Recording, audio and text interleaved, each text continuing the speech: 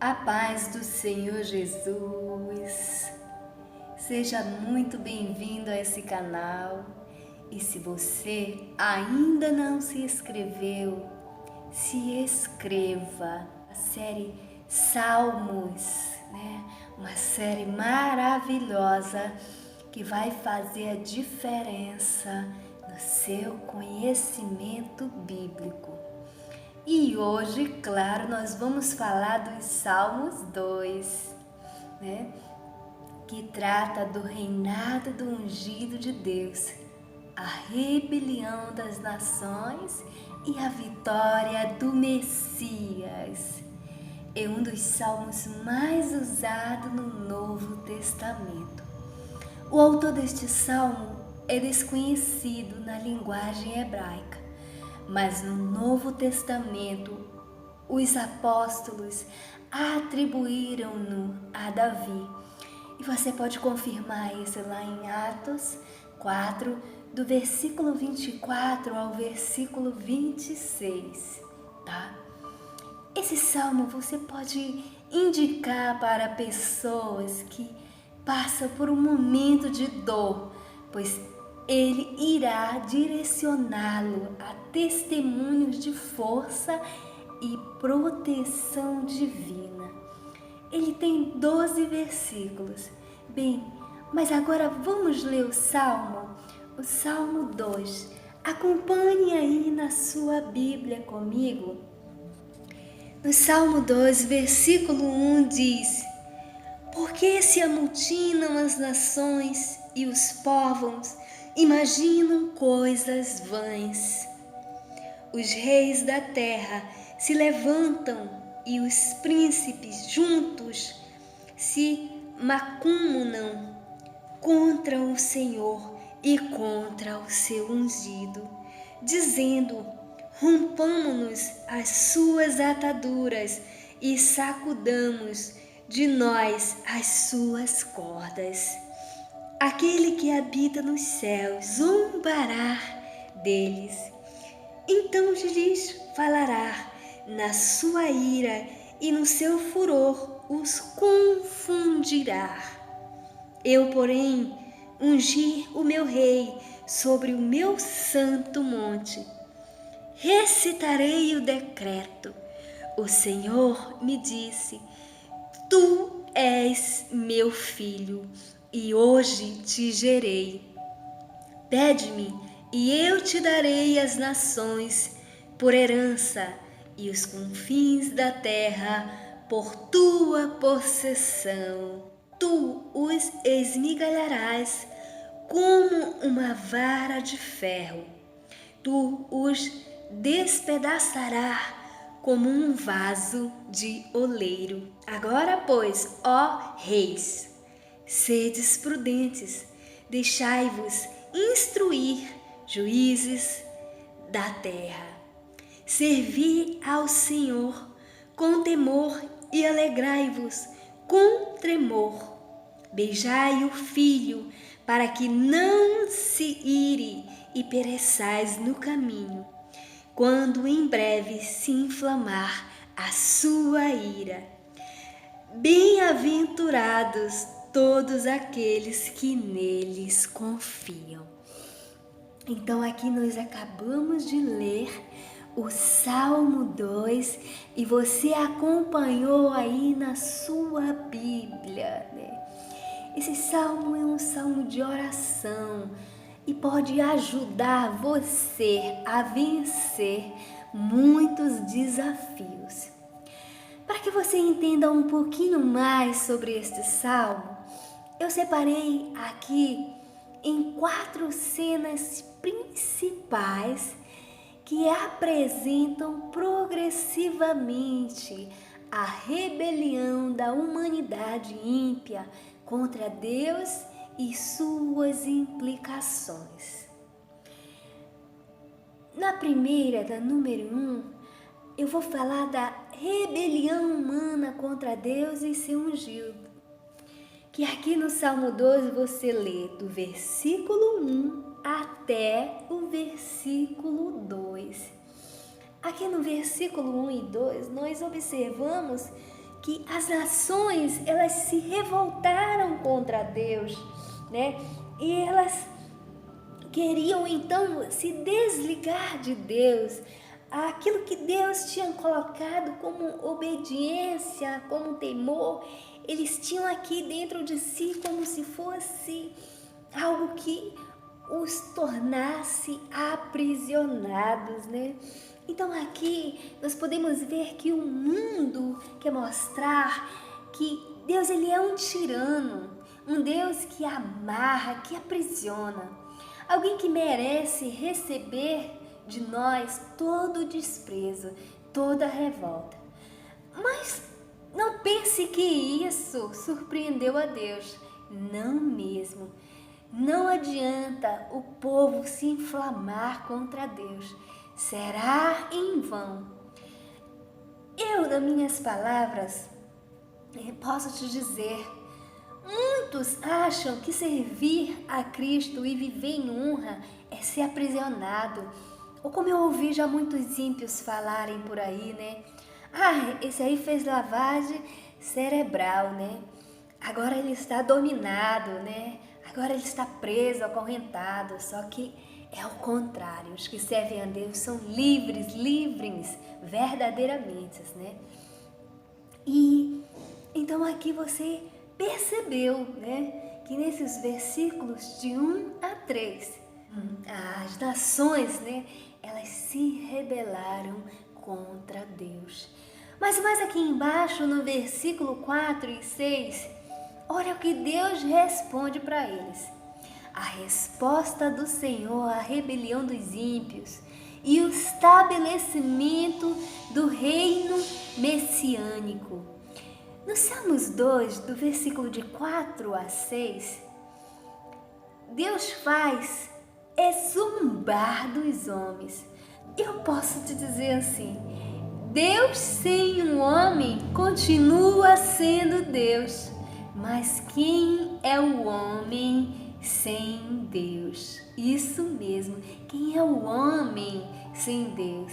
Bem, primeira coisa, nós poderíamos dizer, o homem nem existiria sem Deus, porque primeiro, se ele respira, pois é porque o nosso Deus, ele deu o sopro da vida para que eu e você tivéssemos vida, tivéssemos fôlego, pudéssemos viver. Mesmo você que não conhece a Deus, mas esse fôlego que está em você vem de Deus. Saiba disso, tá? Bem, aqui em Gênesis, só para completar, para que o que eu estou falando para você, você possa confirmar na palavra do Senhor. Gênesis capítulo 2, versículo 7, o Senhor diz assim: Então o Senhor modelou o ser humano do pó da terra, feito argila, e soprou em suas narinas o fôlego da vida. E o homem se tornou um ser vivente. Aqui observamos que Deus ri e se ira com eles, né? Porque Deus, Ele conhece a sua soberania e Ele conhece o homem porque foi Ele que criou. Ele sabe que o homem é falho, que o homem é fraco, que o homem não resiste sem Deus, né? Então Ele tem a certeza disso. E que não é um homem que não aceita a soberania de Deus que vai derrotar o seu ungido, né? Aqui podemos observar que por mais que as nações se levantem contra Deus, nada impedirá seus planos, muito menos o reinado do seu ungido. Já mais embaixo, no versículo de 7 a 9 do Salmo 2, nós observamos o governo divino.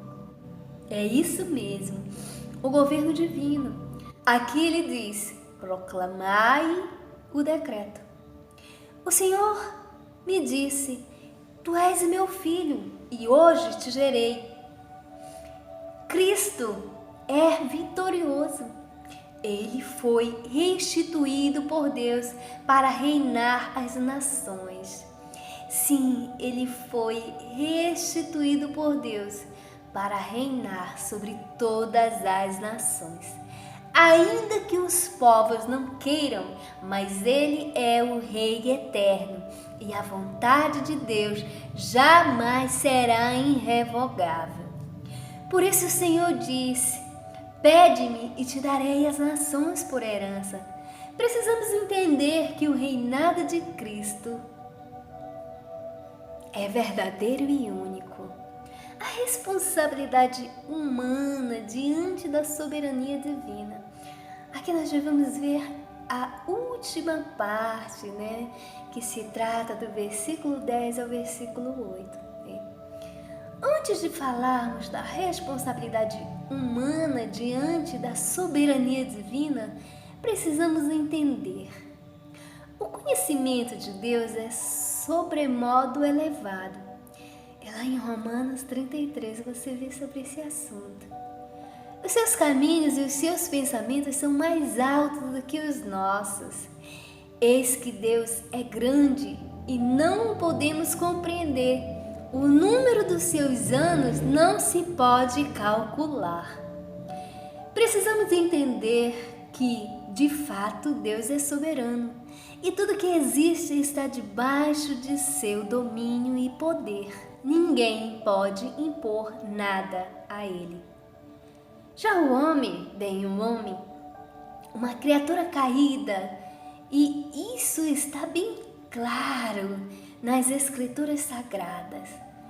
O homem está separado de Deus por causa do pecado e somente através da união com Cristo serão santificados. Que quer dizer um caráter num homem semelhante ao de Deus. Sede santo, porque santo eu sou. Então, uma vez nascido de novo, não podemos viver em pecados. Logo, na regeneração, o poder do pecado é quebrado. No versículo 11, resta a nossa resposta. Pois a resposta para o homem: servi ao Senhor com temor e alegrai-vos com tremor. Beijai-o, o Filho, pois bem-aventurado é todo aquele que nele confia. Através dos salmos nós podemos nos conhecer melhor, orar melhor, cantar melhor e sermos conforme à vontade de Deus.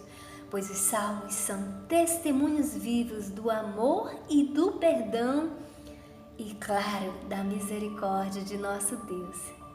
E nós vamos para o dicionário bíblico, E a primeira palavrinha de hoje é amotinam. Amotinam vem do verbo amotinar, o mesmo que revoltam, insurgem, opõem, rebelam.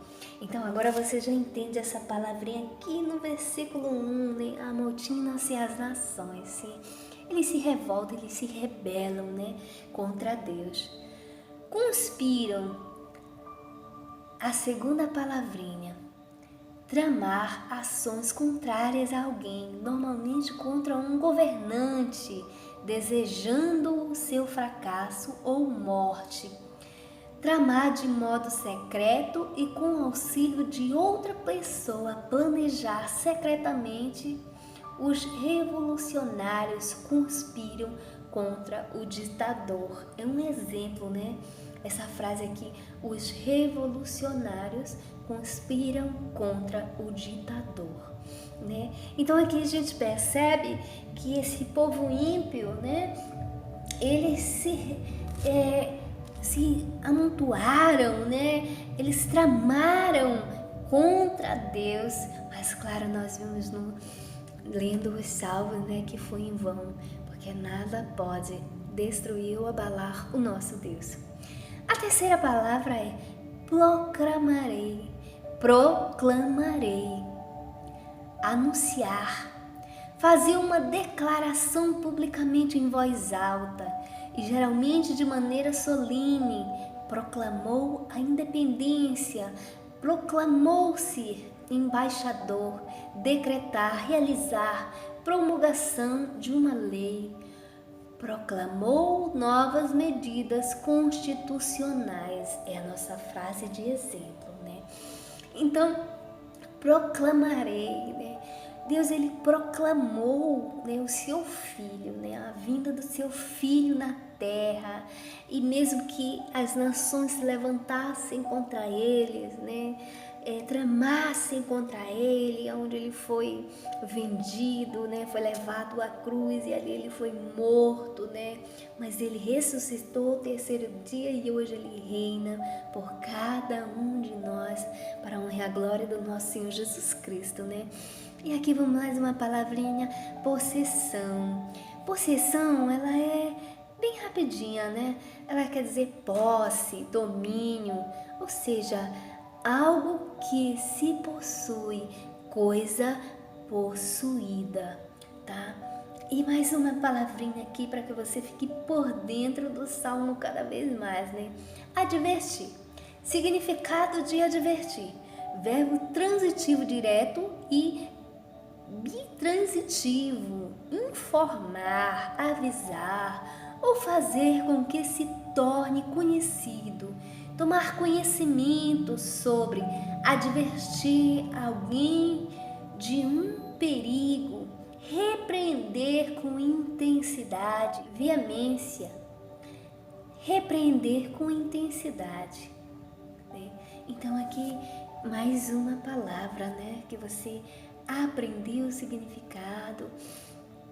Perecer, o verbo intransitivo, perder da vida, morrer de maneira repentina ou violenta, falecer pela vida, as esperanças perecem, chegar ao fim ou acabar, extinguir-se, seus sonhos perecerem. Etimologia da palavra parecer. Então essa foi a nossa última palavrinha, né? Palavras que nós pegamos no Salmo 2 e levamos até o dicionário bíblico, trouxemos até você, para que você possa cada vez mais entender, cada vez mais a Bíblia, né? Ter mais conhecimento e ser abençoado poderosamente, porque conhecereis a verdade e a verdade vos libertará. Muito obrigada por ter assistido até o fim deste vídeo. Não deixe de compartilhar, não deixe de se inscrever, envie para os seus amigos. Que Deus abençoe você poderosamente. Não deixe de assistir o nosso próximo vídeo, Salmo 3. Será uma bênção para a sua vida. A paz do Senhor Jesus, povo de Deus.